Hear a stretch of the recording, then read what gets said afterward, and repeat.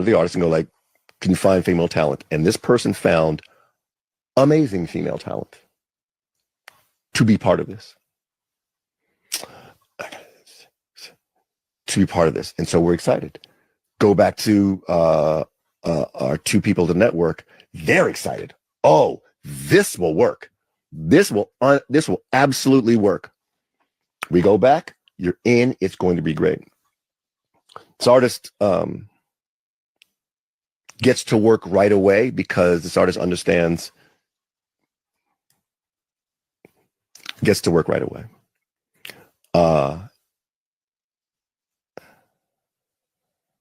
And is really ensconced in it and really brings everyone for rehearsals and makes videos of the progress and sends them to us, and we're blown away. Yeah. Right. And we show them to the little Steven, get the fuck out. The two people here didn't tell the two people here what the plan was and who was going to do it. Okay, so basically the people that decided Chris Brown and Ciara should do the tribute did not talk to the higher ups. And for whatever reason, the two people in the stratosphere did not like. For whatever reason, the two higher ups did not like Chris Brown. What was going to go down.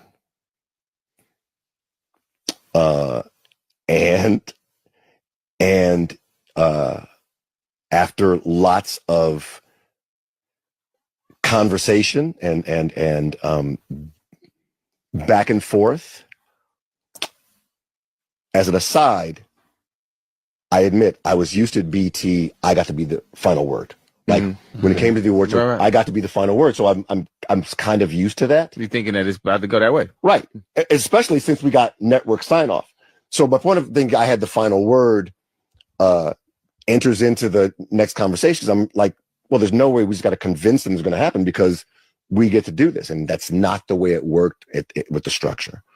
And so we had to pull the offer from that artist. And 3 months later, I wasn't working at that place anymore. And that was fine.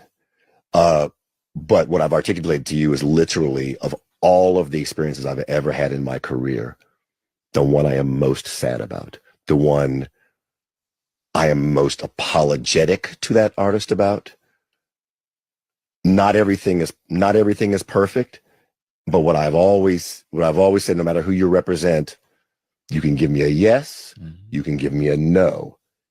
Don't give me a yes and turn it into a no. Right. Right. I've got to be able to depend on these representatives have done the thing they're supposed to do before we go to artists. Absolutely. And I'm like, I didn't mention any names, right? No.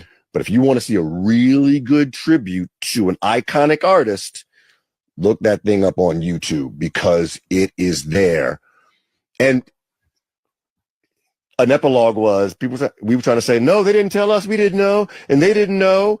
And finally we had to go like, you see the amount of work that was put into this video? Right. Do you think that just happened after a day? Don't you think we had the yes for a while for this amount of work to go in it? But Chris Brown, his canceled American Music Awards 2022 performance has 2.5 million views on YouTube.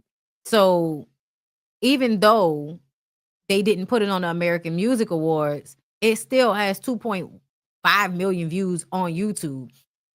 And I definitely think it's something to be watched. Okay, come on, Taylor. Listen.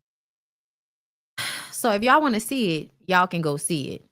I feel like we've often talked about how Chris Brown has been treated in the industry. I'm saying like Chris Brown is somebody that, because a lot of people have decided they don't like him because of whatever reason, whether it's because of Karuchi, whether it's because of, the shit that happened with Rihanna, whether it's because he's affiliated, whatever. Okay. Whatever reasons people have decided they don't fuck with that young man. They don't fuck with that young man. Okay. And I would say that, oh, that's so sad, but I low key don't really feel that way. I feel like when people are reckless, there are consequences to their reckless behavior. You know what I'm saying? And the fact that he was still able to put this shit out on YouTube and garner viewership from it makes me feel as if, you still got it out there.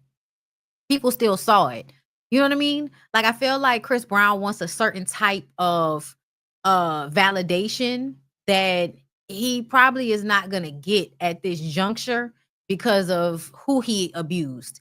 If he had abused somebody that people didn't care about, then we'd be having a different conversation. But because he abused someone that everybody still to this day really, really loves and really, really likes, like people go up for Rihanna. You know what I'm saying?